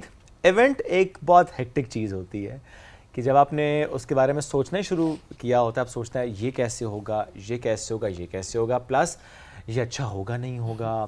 بہت سارے وسوسے آپ کے دماغ میں آ رہے ہوتے ہیں کہ آپ اسے کیسے بہتر کریں. سم ٹائمز آپ کو چوز بھی کرنا پڑتا ہے کہ اچھا کس ایونٹ آرگنائزر کے پاس جائیں کہ اپنا ایونٹ آپ آرگنائز کرانے. اچھا اس میں کیا دیکھتے ہیں شعیب؟ سب سے پہلے ہم اگر کوئی ایونٹ ہمیں آرگنائز کروانا ہوتا ہے, ہم ڈھونڈ رہے ہیں تو آج کل کیا ہے جی, سوشل میڈیا. ہم جا کر دیکھ رہے ہوتے ہیں کہ سوشل میڈیا پہ وہ کتنے ایکٹیو ہیں, ان کا کام کیا ہے, مارکیٹنگ اچھی کی ہوگی, چاہے وہ بعد میں ہمیں کچھ پتہ چلتا ہے. میں شادی کے جوڑوں کے لحاظ سے بات کروں گی کہ اکثر جو ہے وہ خواتین نا بعد میں سوشل میڈیا پہ ویڈیوز آ رہی ہوتی ہیں کہ جو فلانا تھا اس نے مجھے کمٹ کیا تھا کہ اس ڈیٹ کو مجھے ڈریس دینا ہے, اور اس ڈیٹ کو ڈریس نہیں دیا ہوا. حالانکہ ڈیٹ اکثر شادی کی غلط بھی بتاتے ہیں دکان والے تاکہ وہ ٹائملی جو ہے وہ آپ کو کام ڈیلیور کر دیں. لیکن آپ ان لوگوں کا سوشل میڈیا دیکھیں, لوگ پوچھتے ہیں پھر آپ گئے کیوں ادھر, کیونکہ جو سوشل میڈیا پہ برانڈنگ کی گئی ہوتی ہے اس کی وہ اتنی زبردست ہوتی ہے کہ دو لوگ professional, at the same time آپ سوچ بھی نہیں سک رہے ہوتے کہ آپ کے ساتھ جو ہے وہ ایسا اسکیم ہو سکتا ہے. لیکن ضروری نہیں کہ سب نے یہی کیا, پر آپ نے رائٹلی پوائنٹڈ آؤٹ کہ کچھ ایسے ہوتے ہیں. امپیکٹ کتنا ہوتا ہے, امپیکٹ کتنا ہوتا ہے. ایٹ دا سیم ٹائم اگر آپ اس کے ریویوز پہ جائیں, اس میں آپ کو نا بڑا سینسیبلی دیکھنا ہوتا ہے. اس ریویو کو پڑھ کے سمجھ آ جاتی ہے کہ خود سے کرائے میں کامنٹ. اچھا, it's very important, still it's very important کہ آپ کسی بھی برانڈ کو لے کر اس کے امیج پر کام کر رہے ہوتے ہیں. وہ چاہے ایز اے ہیومن آپ خود ہیں, وہ چاہے آپ کا کوئی پروڈکٹ ہے, آپ کا کوئی اسٹارٹ اپ ہے, ایون یور ایونٹ, اس کی بھی آپ سامنے برانڈنگ کر رہے ہوتے ہیں. کارپوریٹ ایونٹس کے ہم دیکھتے ہیں, یا ایون نیشنل ایونٹس بھی ہم دیکھ رہے ہوتے ہیں کہ بڑے لیول پہ جب ایونٹ ہو رہا تھا تو آپ دیکھتے ہیں کہ اسٹریمرز لگے ہوتے ہیں, آپ بتا رہے ہوتے ہیں کہ اچھا یہ ایونٹ ہے, اٹس گوئنگ ٹو ہیپن, آپ اس کی ایک مارکیٹنگ کر رہے ہوتے ہیں. سو آج اس موضوع پہ ہم گفتگو بھی کریں گے. اور جس شخص نے ہمیں جوائن کیا, ایک بڑا پیارا سا ان کا نام ہے ماشاءاللہ, حتیم سمرہ ان کا نام ہے, بہت خوبصورت نام ماشاءاللہ. اور 2008 سے وہ ماشاءاللہ اس بزنس میں ہیں, جابس بھی مختلف انہوں نے کی ہیں اور کارپوریٹ سیکٹر میں, اور اس کے ساتھ ساتھ نہ صرف ایونٹ آرگنائزر کے طور پہ بلکہ برانڈ امیج کنسلٹنٹ کے طور پہ کام کرتے ہیں. تو ان سے آج آپ کی کراتے ہیں ملاقات. السلام علیکم جی. کیسے ہیں؟ وعلیکم السلام, کیسے ہیں آپ؟ الحمدللہ بالکل ٹھیک ٹھاک. بچپن سے شوق تھا کہ مجھے ایونٹ آرگنائز کرانے ہیں, ہوتا ہے یہ بڑا آپ کے اندر ایک ہوتا ہے کہ مجھے ایونٹ آرگنائز کرانا ہے, ہر کسی کی بس کی بات نہیں ہوتی ہے. بیسیکلی جب میں اسلام آباد آیا تھا تو میں بیسیکلی آرکیٹیکٹ بننے کے لیے آیا تھا. تو این سی اے کا اپلیکینٹ بھی تھا, اور لیکن ساتھ ساتھ ایک میری جنریشن میں تھا, میرے بڑے بھائی جو ہیں وہ انٹیریئر ڈیزائنر ہیں, تو وہ ان کی وجہ سے مجھے تھوڑا سا کلرز کا, تھوڑی سی ڈیکوریشن کا, ان سے مجھے انسپائریشن مل رہی تھی. تو انفارچونیٹ وہاں تو نہیں جا سکا, لیکن بزنس اسٹڈیز جب میں نے کی تو بزنس اسٹڈیز میں مجھے تھوڑا سا ملا کہ آپ اپنے ویژن کو چینج کر سکتے ہیں. ٹھیک ہے. اور پھر جو سب سے امپورٹنٹ چیز ہے کہ اپنے ویژن کو کسی کے ویژن کے ساتھ کس طرح سے انٹیکٹ کر سکتے ہیں. مطلب آپ کسی کے آئیڈیا کو فلرش, آپ کے پاس ایک کیپیسٹی ہے, آپ کر سکتے ہیں. مطلب میں وہاں بینگ این آرکیٹیکٹ, میں وہاں کسی کی بلڈنگ یا کوئی چیز ڈیزائن کرتا, تو یہاں میں ان کے ایونٹ کو کیوں نہیں ڈیزائن کر سکتا, ان کے اندر کلرز کیوں نہیں فل کر سکتا, ان کی ہسلز کو کیوں نہیں ریموو کر سکتا. تو واٹ آئی اسٹارٹڈ کہ اس طرح سے کوئی چیز کیجیے. کارپوریٹ سیکٹر کے اندر میں رہا ہوں, وہاں مجھے اور فلرش کیا گیا, بہت ساری چیزیں سیکھنے کو ملیں, اور وہی چیزیں جب آپ مارکیٹ میں امپلیمنٹ کرنے کے لیے آئے, بہت سارے کارپوریٹ کلائنٹس جب بیٹھتے ہیں, بہت ساری اپنی پرابلم شیئر کرتے ہیں, تو ان کے اندر کیا ہوتا ہے کہ ایک تو ان کے پاس ٹائم نہیں ہوتا, پھر ان کے آئیڈیاز ایسے ہوتے ہیں کہ بہت سارے, جیسے صحیح کہ سوشل میڈیا سے آئیڈیاز لے جاتے ہیں. آپ کے بہت سارے انٹرنیشنل پلیٹ فارم ایسے ہیں جن سے وہ آئیڈیاز لیتے ہیں اور دے شوز اس. اچھا, اب وہ سمجھ رہے ہوتے ہیں کہ یہ جو آئیڈیا ہے یہ اگر باہر ہو گیا تو یہاں پہ ڈویبل ہے, ٹھیک ہے, تو ہم پھر اس کو ڈویبل کرتے ہیں. اوکے, ہاں, وہ اس کا ریزن یہ ہوتا ہے پھر ٹائم مینیج کیا جاتا ہے, پھر وہ ساری چیزیں آپ کو پھر مل جاتی ہیں. بیسیکلی آپ جب بینگ اے وینڈر یا بینگ این ایکسپرٹ آپ جاتے ہیں نا, تو آپ کے پاس سب سے امپورٹنٹ چیز کیا ہوتی ہے کہ آپ کے پاس ریسورسز ہونے چاہیے کہ آپ نے کیا چیز کہاں سے اٹھانی ہے اور کس کاسٹ اٹھانی ہے. کیونکہ انٹرنیشنلی اگر وہ چیز ہو تو وہ تو بہت ڈالرز میں اور بہت ایکسپینسو ہو رہی ہوتی ہے, کیونکہ اس کی کنورژن یہاں پاکستان میں آپ لے کے آئیں گے تو وہ نہیں ہو سکتی. سم ٹائم ایسا ہوتا ہے کہ بہت سارے کلائنٹ ایسے ہوتے ہیں نہیں آپ باہر سے منگوا دیں, لیکن وہ چیز ہم کوشش کرتے ہیں کہ اس کو 19-20 کا ڈفرینس کے ساتھ یہاں پہ کر دیا جائے. تو یہ ایک ایسی چیز ہے کہ اب مثال کے طور پر کوئی کلائنٹ اپنا ایک ڈفرینٹ آئیڈیا لے کے آیا کہ جی میں نے ایک کانسیپٹ ہے, جیسے اب ہم ایک کام کر رہے ہیں 6 سپٹمبر کے اوپر. اب 6 سپٹمبر کی جو ایونٹ پہ ہم کام کر رہے ہیں تو اس میں وہ پوری ہسٹری سڈنلی وہ لے کر آ گیا کہ پاکستان کی ہسٹری آپ نے پوری ڈیزائن کرنی ہے. اوکے, ٹھیک ہے, تو اب ہم اس کے اوپر کام کر رہے ہیں کہ اس کو اسکیچ کر رہے ہیں. اب اس کے بنانے والے کون سے ہو سکتے ہیں, we have the back end thing. تو ہم نے ان ایکسپرٹس کو اپنی ٹیم میں انگیج کیا ہوتا ہے. اور پرائیویٹ لیول کا ایونٹ ہے؟ ہاں یہ پرائیویٹ, ہاں یہ بیسیکلی یہ اوبویسلی اوکیجنل ایونٹس تو ہوتے ہی ہیں, تو لوگ جو ہے ہاں ادھر اپنے انسٹیٹیوشن کے اندر ہی لوگ ڈیکیور کرتے ہیں. اور پھر اب یہ ٹرینڈ آ گیا ہے کہ آپ کتنا خوبصورت کر رہے ہیں, یہ بہت میٹر کرتا ہے, بہت زیادہ. دیکھیں جو اسپینڈ کر رہا ہے وہ اسی چیز پہ تو اسپینڈ کر رہا ہے کہ میں اس سے کتنا پیارا لگوں گا, اور اسی کے لیے وہ اپنا کنسلٹنٹ ہائر کر رہا ہے. ادروائز تو خود بھی کر سکتا ہے. While I been in the corporate sector, ہم خود ایونٹ کرتے تھے. تو جب ہم خود ایونٹ کرتے تھے تو ہم کیا کرتے تھے کہ ہم چھوٹی چھوٹی چیزیں مارکیٹ سے اٹھا لیتے تھے. اچھا, اب ہر چیز آپ نہیں کر سکتے, یو نیڈ ریسورسز. تو الٹیمیٹلی وہ بھی 4 ڈفرینٹ وینڈرز کو ملا کے کام ہوتا تھا. ٹھیک ہے, فار ایگزامپل ہم ایس ایم ڈی والا علیحدہ ہو گیا, ساؤنڈز والے علیحدہ ہو گئے, اس طرح کی جو لائٹنگز والے علیحدہ ہو گئے, ایمبینس کو کریٹ کرنے کے لیے جو لوگ ہیں وہ علیحدہ ہوں گے. تو ہم بھی اسی طرح کرتے تھے. تو ابھی بھی جب ہم کارپوریٹ کلائنٹ کے ساتھ بیٹھتے ہیں تو ہم ان کو بتاتے ہیں ایک تو یہ چیز ہے کہ آپ کا جو کام ہو رہا ہوگا وہ اسی طرح ملٹی وینڈرز ہو رہا ہوگا. دوسرے جو سب سے امپورٹنٹ چیز آتی ہے ان کی برانڈنگ. اب ہمارے لیے جو امپورٹنٹ ہوتا ہے وہ یہ دیکھنا ہوتا ہے کہ یہ ڈے ٹائم کا ایونٹ ہے یا رات کا ٹائم کا ایونٹ ہے. ڈے ٹائم ہے تو ڈے ٹائم کی برانڈنگ بہت ڈفرینٹ ہوگی, کیونکہ ان کے کلرز بہت ویری کر رہے ہوں گے. آپ نے سن لائٹ کے افیکٹس کو دیکھنے, برانڈ کے کلر کو دیکھنے, اس کی جو پریزنس ہوگی ڈے لائٹ کے ساتھ وہ آپ نے اس کو ابزارب کرانی ہے. ادروائز کیا ہوگا کہ وہ سارا ڈل ہو جائے گا, وائٹ ہو جائے گا.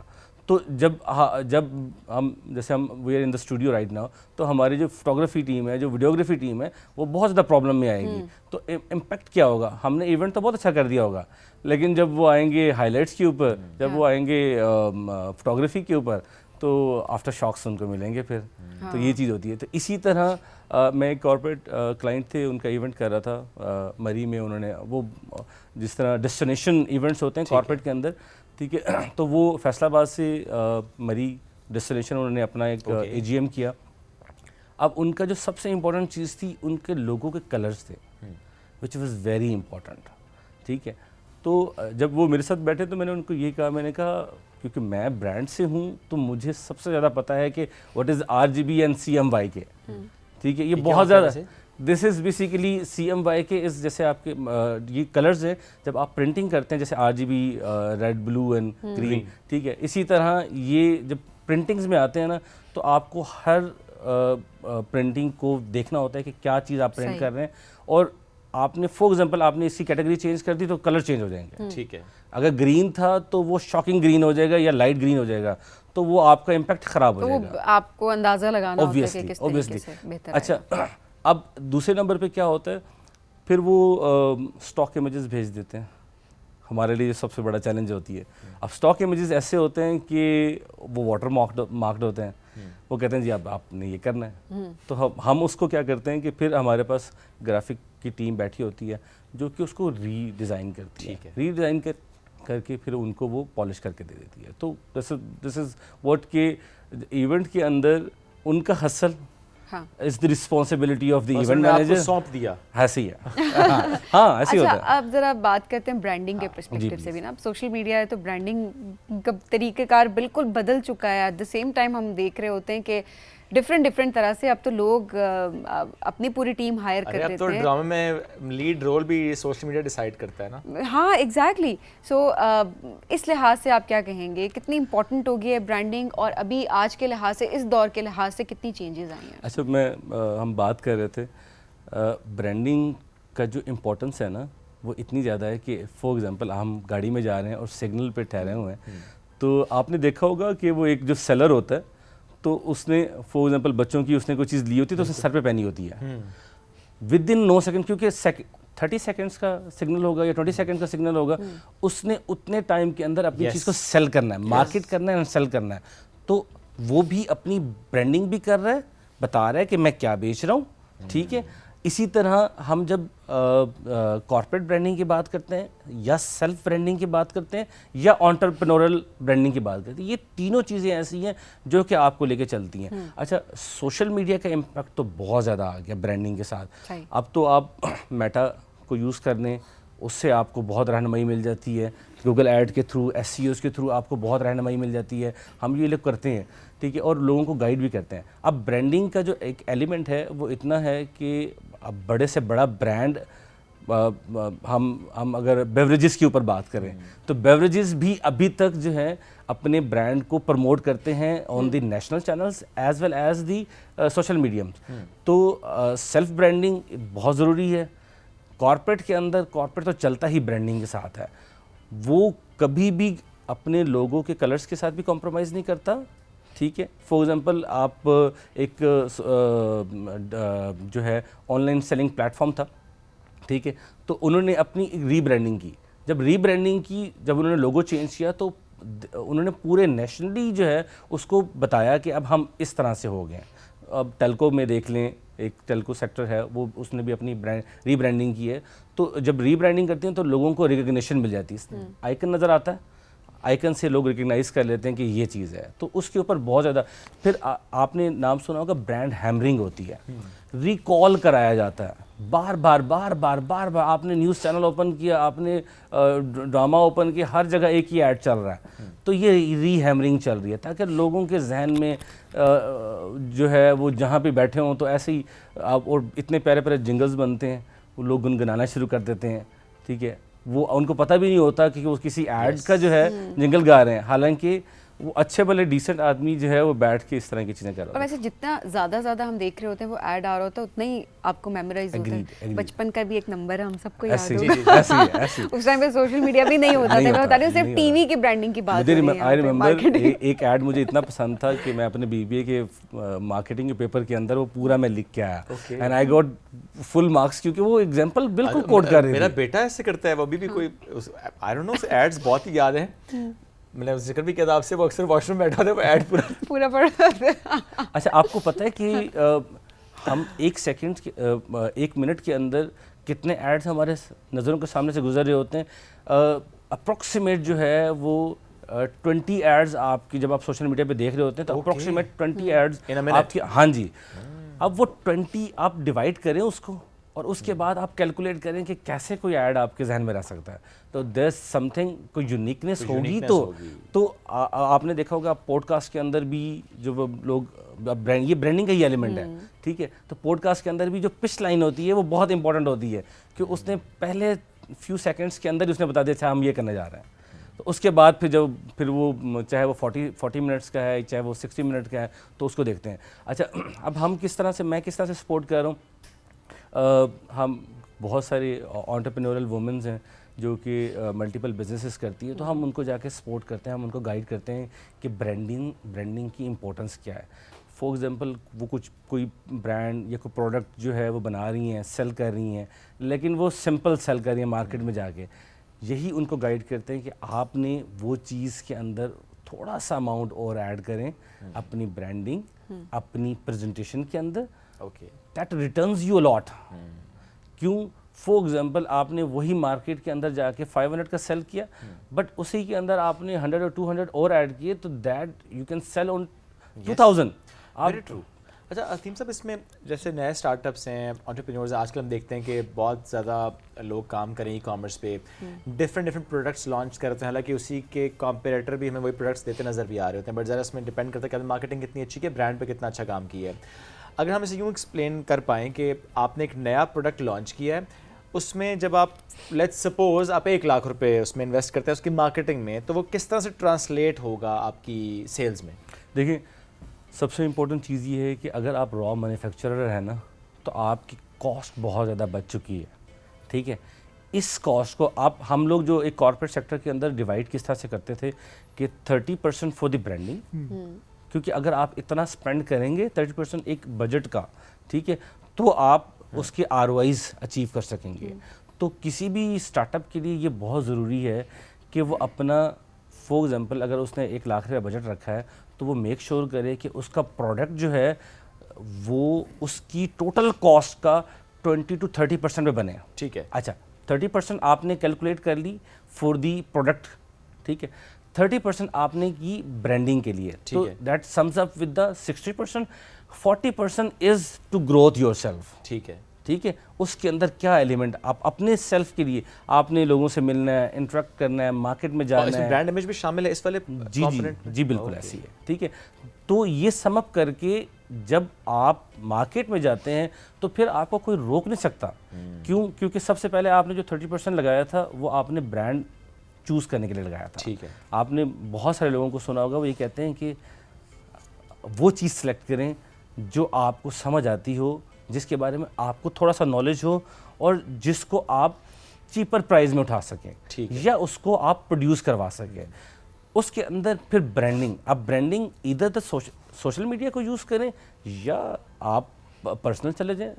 اسٹارٹ اپس جو ہیں وہ پرسنل جاتے ہیں. اب پرسنل جانے کا سب سے وے آؤٹ کیا ہوتا ہے؟ آپ سوشل میڈیا کے پلیٹ فارمز ہیں، ہم فیس بک کو تو ہم ویسے بھی یوز کرتے ہوتے ہیں، لیکن ایک اور پلیٹ فارم بھی ہے جو میں گائیڈ کروں گا کہ اگر اس کو اگر آپ یوز کریں انسٹاگرام فیس بک کے علاوہ، that is the linked in. Okay, کیونکہ کارپوریٹ برانڈنگ وہاں بہت اچھی ہے اور اتنا پروفیشنل. دیکھیں اس کے اندر آپ اسپینڈ نہ کریں، اسپینڈنگ اس کی ایکسپینسو ہے، ایکس کے اوپر بھی اسپینڈنگ ایکسپینسو ہے، لیکن اس کے اندر جو کارپوریٹ جتنا بھی بیٹھا ہوا ہے وہ سارا وہاں بیٹھا ہوا ہے. تو آپ کو بہت تھوڑا ٹائم لگانا پڑے گا کیونکہ لوگ انگیجمنٹس وہاں کرتے ہیں. آپ نے کوئی یونیک آئیڈیا دیا، لوگ آپ کو خود ہی ان باکس کر کے پوچھنا شروع کر دیں گے اچھا یہ آئیڈیا کہاں سے آیا، کیسے کیا، کیسے کر رہے ہیں. ڈو یو تھنک ہم انڈر ایسٹیمیٹ کرتے ہیں لنکڈ ان کو؟ نہیں، لوگ کرتے ہیں. ہاں لوگوں کی بات ہی کر رہا ہوں. ہاں جی کرتے ہیں، میں اس میں شامل ہو جاؤں. اچھا میں اس لیے کہہ رہا ہوں کہ یہ ہمیں کارپوریٹ سیکٹر نے سکھایا کہ ایک تو سیلف برانڈنگ اور پھر آپ نے کوئی آرگنائزیشن کو پروموٹ کرنا ہو کہ اس کا ایٹماسفیئر کیا ہے، اس کے اندر جو لوگ ہیں وہ کتنے ہیپی ہیں. جیسے اب میں اس کو دوسرے اینگل سے ہی بات کرتا ہوں. جیسے آپ نے دیکھا ایک وینڈر کو کہ اس نے بڑے پیارے سے ڈریسز اور بڑے پیارے سے یہ کر دیا، ٹھیک ہے، تو آپ نے اس کی پروفائلنگ کو ایکسیپٹ کرتے ہوئے آپ نے اسے آرڈر دے دیا. اب ایک آرگنائزیشن ہے کارپوریٹ سیکٹر کے اندر وہ مینگو ڈے منا رہے ہیں، وہ یہ ڈے منا رہے ہیں، XYZ وومن ڈے منا رہے ہیں، وہ پورٹری کرتے ہیں کہ جی یہ جو آرگنائزیشن ہے یہ اتنی اچھی ہے کہ اس کے اندر امپلائی بہت اچھے ہیں، اس کے اندر ہم انگیجمنٹ ایکٹیویٹیز کرتے ہیں. تو گراف یہاں سے وہاں چلا جاتا ہے. That is also a branding. بالکل ٹھیک ہے. And then there are different types of branding جو کہ لوگ اپنے اپنے لحاظ سے اس کو دیکھتے ہیں. وقت بڑا مختصر تھا but thank you very much. Hatim صاحب ساتھ موجود تھے ایونٹ آرگنائزر کے طور پہ بھی اینڈ برانڈنگ ایکسپرٹ کے طور پہ ہم سے آج بات کر رہے تھے. بہت زبردست رائے بھی انہوں نے دی ہے، تو اس کو اپلائی کرنا بہت ضروری ہے. اپلائی کریں گے تو اس کے رزلٹس ہمارے سامنے آئیں گے. And then you keep on learning جیسے جیسے آپ اپلائی کر رہے ہوتے ہیں. بریک کی طرف بڑھیں گے، بریک سے واپس آئیں گے. رہیے ساتھ، یہ ہے رائزنگ پاکستان.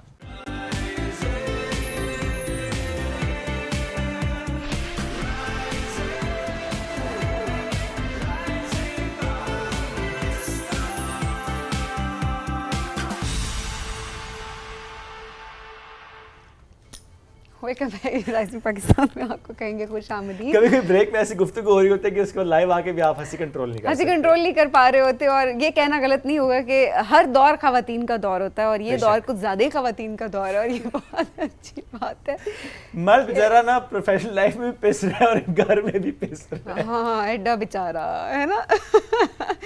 पर्सनल लाइफ में तो वाकई कहा जा सकता है थोड़ा बहुत कि आप घर जाए, आप बेगम से कोई फरमाइश करें कि आपके दोस्तों ने आपसे कुछ मांगा अच्छा है। चलो लेट मी एक्सप्लेन दिस। कल हुआ ये, कल हम यहाँ पे थे सेट पे, तो मैंने इनसे अचानक से कह दिया कि मैं आपको थर्सडे को ना कुछ खिलाऊंगा, तो सबीन ने कहा जी सब कहो कि बीफ पुलाव खाना है।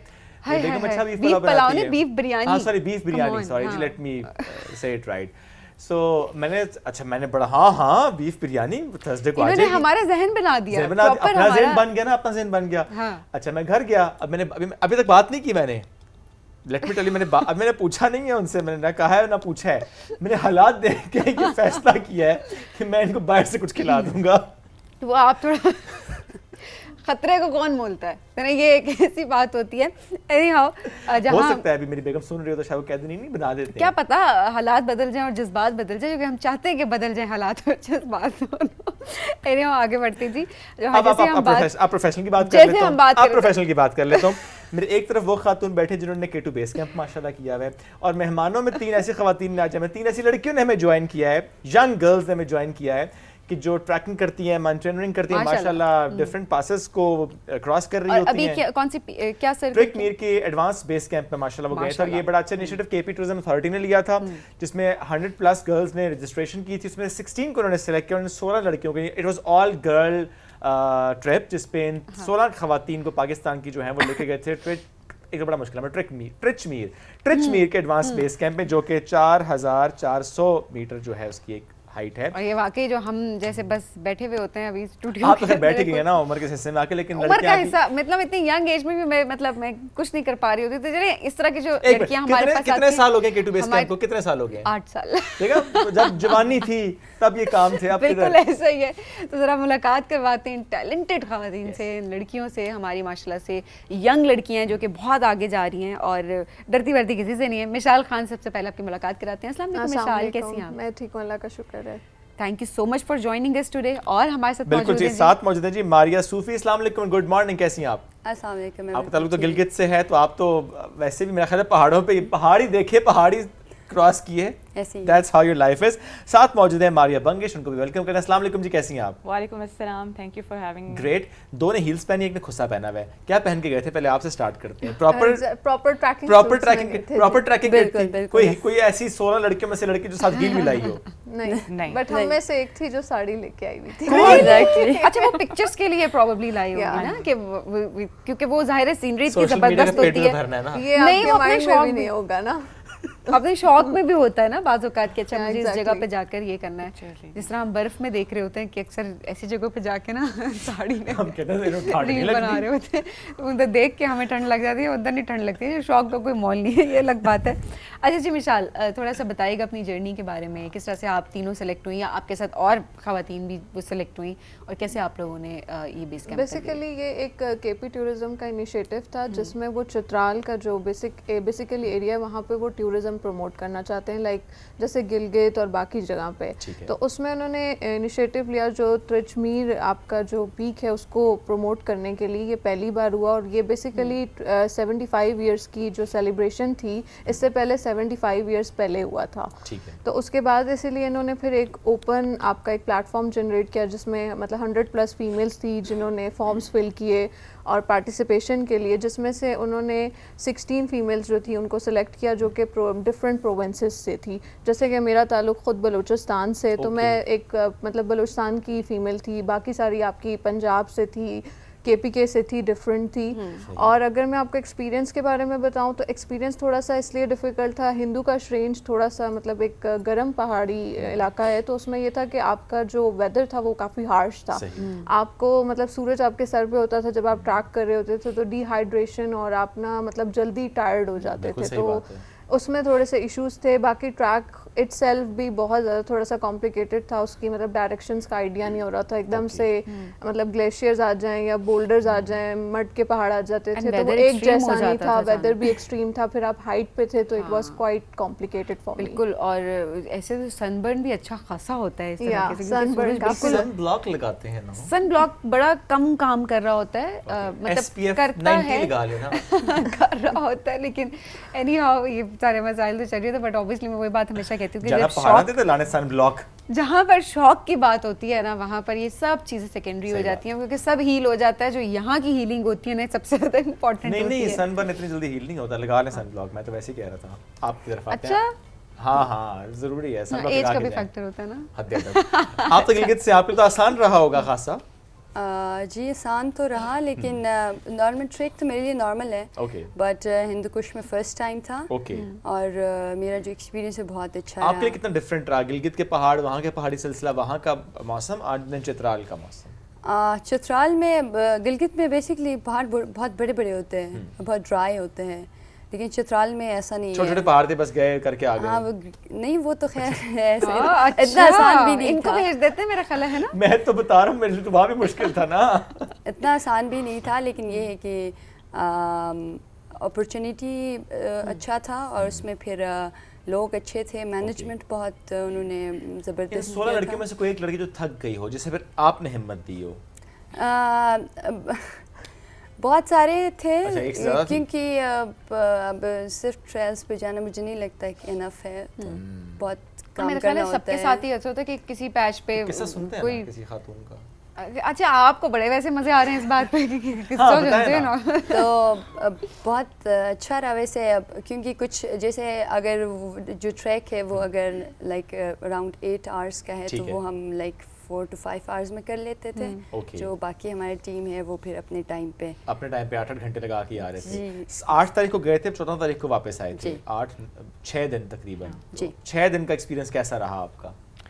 6 دن کا ایکسپیرینس بہت اچھا رہا. اس میں 5 days ہم نے ٹریکنگ کی تھی, جس میں 3 دن کے بعد جو چوتھا دن تھا وہ ہم ایڈوانس بیس کیمپ پہنچے تھے. سو دیر ور 3 کیمپ نائٹس, اور 2 دن میں پھر ہم نے ڈسینڈ کیا تھا. ٹھیک ہے. تو میرا ایکسپیرینس بہت اچھا رہا. میرا بھی ہائی الٹیٹیوڈ فرسٹ ٹریک تھا, لیکن because I was mentally prepare, میں سائیکالوجی کی بھی اسٹوڈنٹ ہوں, تو میں یہاں یہ چیز ہائی لائٹ کرنا چاہوں گی کہ ماؤنٹینس میں مینٹل ریزیلینس بہت میٹر کرتی ہے. جیسے فٹنس, فزیکل, آپ کی فزیکل فٹنس میٹر کرتی ہے, ویسے ہی آپ کا مینٹلی اسٹرانگ ہونا بھی بہت ضروری ہے. جہاں پہ آپ کی باڈی گیو اپ کرے گی, آپ کا مائنڈ اگر آپ کو کہہ رہا ہے you can do it, so you will do it. Very true. یہ بھی ایسا بہت پوائنٹ آیا تھا کہ جہاں لگا کہ باڈی کہہ رہے گیو اپ, مائنڈ نے کہا نو گیو اپ؟ ایسا پوائنٹ نہیں آنے دیا میں نے. اوہ واو. اچھا, یہ سائیکالوجی, یہ بیسکلی یہ سائیکالوجی ہے نا, یہ بڑی. اچھا مشال, آپ کے ساتھ ایسا ہوا کہ مطلب گیو اپ کرنے کا دل کیا کہ اچھا یہ کہاں آ گئی ہوں, کب واپس جائیں گے, کیا ہو رہا ہے یہ سب کچھ؟ آنیسٹلی میں بتاؤں تو مطلب میں نے دیکھا میرے ساتھ بھی کافی زیادہ لڑکیاں تھیں, ایکسپیرینس سب کرتے ہیں, بیکاز آپ ایک ایسی انوائرمنٹ میں ہوتے ہو جہاں مطلب آپ کے نہ فیملی ہوتی ہے نہ کچھ ہوتی ہے, ان نون لوگوں کے ساتھ آپ ٹریول کرتے ہو. تو مجھے خود مطلب 2-4 دفعہ ایسے فیل ہوا یار یہ کہاں آ گئی ہوں, کب ختم ہوگا, اب کتنا رہ گیا ہے. بس کیپ آن آسکنگ یار کتنا رہ گیا ہے, کتنا جانا ہے. تو ایوری بڈی واز لائک بس تھوڑا سا رہ گیا ہے. اب جب 1 گھنٹہ گزر جاتا تھا, میں نے کہا آپ لوگوں نے تو کہا تھا گھنٹہ رہ گیا, اب تو پھر مجھے وہ پہاڑ اتنا دور نظر آ رہا ہے. اٹس جسٹ لائک کہ میں جتنا قریب جا رہی تھی وہ مجھ سے اتنا دور ہوتا جا رہا تھا. تو it was like very difficult for me, لیکن اچھا ایکسپیرینس تھا. لیکن آپ کے پاس کوئی اور آپشن نہیں ہوتا تھا, یو ہیو ٹو ریچ. آپ نے رات کو کیمپ میں ہی پہنچنا ہے, بیس کیمپ والی جگہ پہ پہنچنا ہے, آپ بیچ میں تو اسٹے نہیں کر سکتے. تو ایک موٹیویشن ہوتی تھی کہ آخر جب پہنچ جائیں گے تو پھر جا کے ریسٹ کریں گے. میں تو ایسے ہوتی تھی جیسے ہی پہنچتی تھی میں کہتی تھی ویئر از مائی کیمپ, میں جا کے سیدھا لیٹ جاتی تھی. میں کہتی تھی اب مجھے 2 گھنٹے سونے دو, اس کے بعد میں اٹھوں گی. اچھا, ریسٹ کتنا آپ لوگ ویسے بیچ بیچ میں کرتے تھے؟ ایٹ دا سیم ٹائم کیا ڈائٹ بھی فالو کر رہے ہوتے ہیں؟ بیکاز جب آپ ٹریک کر رہے ہوتے ہیں تو ڈائٹ تھوڑا سی ڈفرینٹ ہوتی ہے, آپ جس طرح سے نہیں کھا سکتے جس طرح سے یہاں پہ ہم سب کھا رہے ہوتے ہیں. بیف بریانی نہیں کھا سکتے؟ بیف بریانی کھا سکتے ہوں گے, لیکن ایک تھوڑی اماؤنٹ ہوتی ہے کیونکہ آپ سے پھر چلا نہیں جا رہا ہوتا. یہ بڑی ضروری چیز ہوتی ہے. ایسی ہی ہے بالکل. تو ناشتہ آپ کریں گے, اس کے بعد لنچ جو ہے ہمیں تو انہوں نے اپنے مرضی پہ دیا تھا. انہوں نے کہا جب آپ کا دل کرے آپ کر لیں اپنا, جہاں آپ فیل کرے کہ مجھے بھوک لگے آپ اپنا کر لیں. اور لیکن اس میں جو لنچ ہے وہ بہت لائٹ, لائک آپ کو لائک بوائلڈ ایگ اور اس طرح کی چیزیں دیتے تاکہ آپ ہیوی فیل نہ کرو. سو وہ پھر جو جہاں جس کو ضرورت پڑے اس نے لے لیا. اور اچھا, اور یہ بھی ہوتا ہے نا کہ ہائی الٹیٹیوڈ سکنس کی وجہ سے یہ بھی ہوتا ہے کہ آپ کو کسی پوائنٹ پہ یہ بھی کہا جا رہا ہوتا ہے کہ ایک دم نہ سوئیں, یا اپنا خیال رکھنے کے پرسپیکٹیو سے یہ بڑی ضروری چیز ہوتی ہے کیونکہ ویدر بڑا ڈفرینٹ سا چل رہا ہوتا ہے تھرو آؤٹ. تو ان چیزوں کی بھی ٹریننگ آپ لوگوں کو پہلے سے دی گئی, اور یا کوئی ایسا واقعہ, کوئی ایسی اسٹوری ہوگی کہ جب کہا جا رہا ہو کہ نہیں نہیں یہاں پر آپ نے ابھی نہیں سونا یا ابھی ریسٹ نہیں کرنا, یا کسی طرح سے انگیج کیا جاتا ہو سب کو؟ ایکچولی اس میں یہ تھا نا کیونکہ ہندو کش رینج تھی تو سورج جو تھا وہ بہت تیز ہوتا تھا تو وہ ہمیں سونے دیتا بھی نہیں تھا. یہ بات بھی ہے. ہم رکتے نہیں تھے, ہم اس میں بھی چلتے رہتے تھے کہ جو ہے سورج بہت تنگ کر رہا ہوتا تھا. تو کیونکہ جیسے ماریا نے بتایا کہ 8 گھنٹے ہمیں چلنا ہوتا تھا, 6 to 8 hours لگ ہی جاتے تھے. تو ایٹ سم پوائنٹ ہماری اسکن بھی ایون میری پرسنلی جلنے لگتی تھی, ہاتھ جلنے لگتے تھے, فیس جلنے لگتا تھا. تو اس وجہ سے پھر ہم ریسٹ کرتے ہی نہیں تھے, ہم بس یہ کہتے تھے کہ ہم اپنی کیمپ سائٹ پہ پہنچیں اور بس کسی طرح سے رکنا نہیں ہے, بس آگے بڑھنا ہے, چلتے رہنا ہے. Wow amazing. Hydration is very important. Hydration I still remember جب K2 بیس کیمپ ہم لوگ گئے تھے تو جب میں لٹل, کیونکہ اس ٹائم تو اتنا فیل نہیں ہو رہا ہوتا کیونکہ آپ ایک سفر میں ہوتے, اور ہمارا تو تھا بھی بہت ایک لمبا سفر نا, 14 days کا تو اوور آل ٹرپ تھا. 7 days جانا صرف اور 7 days آنا صرف, تو اٹ واز ویری ڈیفیکلٹ. اور ویدر بھی بیچ بیچ میں ایک جگہ پہ بہت ایکسٹریم ہوتا ہے. جو آپ سورج کی بات کری ہیں وہ لٹرلی آپ کو لگتا ہے کہ اسکن اتر رہی ہے ایک طریقے سے. اور پھر ایک ویدر ایسا آتا ہے جو اتنا ایکسٹریم ہوتا ہے کہ ایک دم سے اسنو فال ہے اتنی بری کہ وہ پھر وہ ایکسٹریمس کو مینیج بھی کرنا ہوتا ہے. جب میں واپس آئی تھی, آئی ریممبر, تو مجھے تھوڑا سا جب ہوش آیا تھا تو مجھے یاد ہے کہ جتنا میرے بازو ایکسپوز ہوتے تھے سن سے ہاتھ تک, وہ لٹرلی اس کے اوپر ایک برن ہوئی ہوئی لیئر جیسے کہ چولہے سے آپ کا بازو آگ سے جلا ہوا ہوتا ہے, جلن وغیرہ نہیں ہوتی تھی اس طرح کی. ایگزیکٹلی. اور اس کے بعد وہ پورے ٹائم میں پوری اسکن میری پیل آف ہوئی تھی, ہاتھ کی بھی اور پاؤں کی بھی, یا نیک کی اور نیک کی بھی جو ایکسپوز, کیونکہ فیس سے میں لگا لیتی تھی سن بلاک, وہ کافی حد تک بچا رہا تھا. اس کو بھی لیکن ٹائم لگا, لیکن وہ واقعی ایکسپیرینس آپ کرتے ہیں اسکن واقعی پیل ہوتی ہے کچھ ٹائم میں, بٹ جو اسکن واپس آتی ہے وہ بڑی زبردست ہوتی ہے. اچھا مینٹل ہیلتھ کے لیے اس پہ K2 بیس کیمپ کر کے آئی تھی, نئی اسکن لے کے آئی ہے. نہیں وہ منہ کی نہیں ہوتی, ہاتھ کی وجہ سے ہاتھ پھر جل گئے ڈرائیو کر کر کے, اور بات ہے. اچھا مینٹل ہیلتھ, واپس آ کر آپ نے اپنی پرسنالٹی میں کتنا چینج فیل کیا؟ بیکاز اس طرح کے جو ٹرپس ہوتے ہیں وہ لائف چینجنگ بھی ہوتے ہیں. سو مشال آپ کی پرسنالٹی میں کتنا فرق آیا؟ کیا ریزیلینٹ زیادہ ہوئی, یا اب کمپلین کرنا تو بھی کم کر دیا جب یہاں پہ گرمی زیادہ ہوتی ہے؟ اصل میں بیفور دس ٹریک اگر میں اپنی نیچر کا کہوں تو میں مطلب کافی مطلب وہ پیمپرڈ چائلڈ نہیں ہوتا فیملی کا وہ والا, لیکن اس میں یہ تھا کہ میں گھر میں جیسے کہ کوئی بھی چیز ہو تو I have to ask somebody کہ مجھے یہ چیز دے دو, وہ چیز دے دو. بٹ جب میں وہاں پہ گئی, مطلب نہ آپ کی پراپر سونے کی جگہ ہے, نہ آپ کو کھانا مل رہا ہے, گندا پانی پینا پڑ رہا ہے, کہیں سے بھی مل رہا ہے, you have to drink that. یہ بھی دیٹس another thing جو ہائیجین ریلیٹڈ تھا. وہ تو ایک ایسا آپ کو, اگر آپ زندگی میں آپ کے لیٹ می کلیئر دیٹ, اگر زندگی میں every where is wash room, open air wash rooms ہوتے ہیں. دیکھیں میری بات سنیں, اگر آپ کو لگتا ہے کسی کی گردن میں سریا آیا ہوا ہے, اگر آپ کو لگتا ہے کہ کوئی کہتا ہے کہ جی میں اپنے کمفرٹ زون سے باہر نہیں نکلتا یا نکلتی, اور مجھے جو ہے نا زندگی میں صرف سکون چاہیے اور میں ایک کمفرٹیبل انوائرمنٹ سے باہر نہیں آنا چاہتا, تو اس کو آپ لٹرلی ایسے کسی ایک ٹرپ پہ بھیج دیں. جب وہ واپس آئے گا انسان یا آئے گی تو وہ ایک بہت ڈفرینٹ قسم کے انسان ہوں گے, کہ یہ ٹرپ جو ہوتا ہے یہ آپ کو ہمبل کر دیتا ہے بہت ساری سچویشن میں. آپ کمپلیننگ چھوڑ دیتے ہیں, آپ کمپلین چھوڑ دیتے ہیں, لیکن جب واپس آئے ہوں گے تو ایک اپنے بستر, اپنا واش روم, اپنی چیزیں, تو یقیناً اس میں بھی ایک بڑا سکون سا فیل ہوا ہوگا. ایسے ہی ہے بالکل. اور میں تو ساتھ بالکل کامنس لے کے آئی تھی, کیونکہ میں اسلام آباد میں رہی نہیں ہوں بہت زیادہ. سو ابھی میں شفٹ ہو گئی تھی تو میں بہت اسٹریس اور بہت میرا روٹین بالکل خراب ہوا تھا. سو میں ساتھ میں پھر کامنس اور بہت ہی, میں ابھی وہی بات, نہ کمپلین کر رہی ہوں نہ کچھ بھی, بس ایسے آرام سے بیٹھی. اچھا زیادہ بانڈنگ بھی آپ لوگوں کی ڈیولپ ہوگی, یہ بھی ایک چیز ہوتی ہے کہ آپ کا بانڈ بڑا اچھا سا ڈیولپ ہو جاتا ہے اس طرح کی ٹرپس میں, ایک دوسرے کو جاننے کا بہت زیادہ موقع ملتا ہے. تو فرینڈس بھی کافی زیادہ بنی آپ کی, کیا کوئی ایسی دوست بنی کہ اب لگتا ہے کہ ہاں یہ چلے گی ساتھ, ہاں جو کمپینین بن گئی آپ کی؟ بالکل ایسا ہی ہے, بیکاز ہم 16 گرلس تھی and every one was from a different place. اور میرا پرسنلی میرے سرکل میں کوئی بھی نہیں ہے فرام گلگت بلتستان یا from Chitral. So I got to interact with these girls for the first time. اور میں نے ان کو وہاں بھی بولا تھا کہ ایک اسٹیریو ٹائپ بنا ہوا ہے, جو سٹی گرلز ہیں دے تھنک کہ جو گرلز ہیں فرام ناردرن ایریاز ان کی آپس میں ایک اچھی بانڈنگ ہوتی ہے, اور باقی تھوڑا سا نا اس چیز میں تھوڑا سا इग्नोर हो जाते हैं। पर ये स्टीरियोटाइप मेरा पर्सनली वहाँ जाके ब्रेक हुआ है कि ऐसा नहीं है।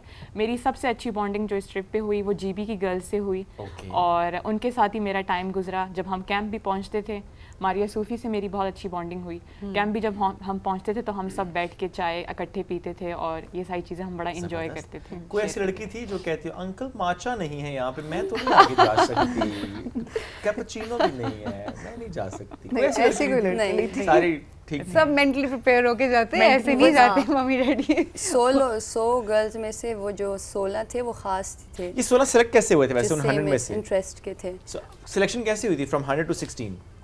वो उन्होंने एक फॉर्म दिया था, वो हम सब ने, जिसमें उन्होंने हमारे सोशल मीडिया और फिर उन्होंने हमसे पूछा था कि आप लोगों ने कोई ट्रैक्स पासेस को सारे सोशल